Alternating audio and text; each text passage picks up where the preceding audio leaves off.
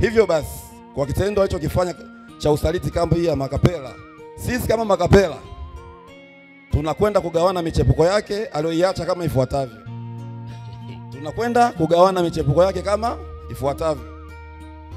Michepuko ya Rwambuyuni itachukuliwa na Inspector Idi Mnyanjoka. Upo? Safi.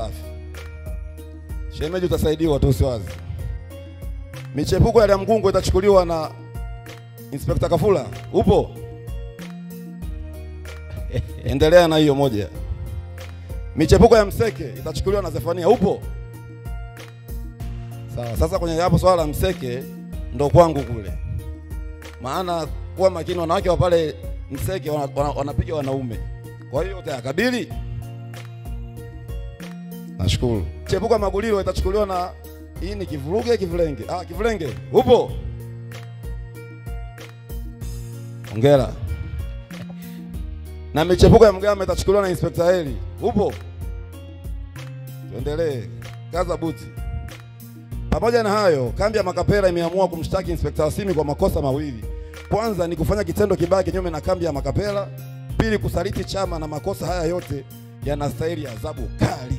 Yanastahili adhabu kali. Makapela anastahili.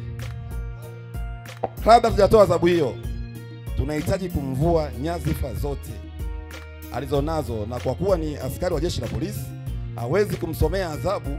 Amevaa vyeo vyetu. Amevaa Mpambe. Tutolee vyeo. Maskini Fabiani kapiga pozi linaitwa natia huruma. Lakini atafanyaje sasa? Amesha saliti chama cha mabachela. Hii kitaalamu inaitwa hakuna namna. Anangolewa vyeo ili aweze kuadhibiwa vikali sana.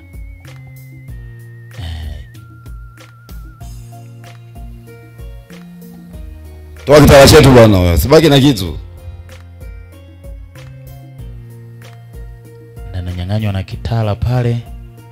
Maana alikuwa anasema nikitoka nacho hapa hiki ndio ulinzi wangu. Sasa nanyang'anywa kila kitu. Hakuna namna. Kupigwa paka kufa. Na adhabu hii atatakiwa kusaini kabla hajatekelezwa.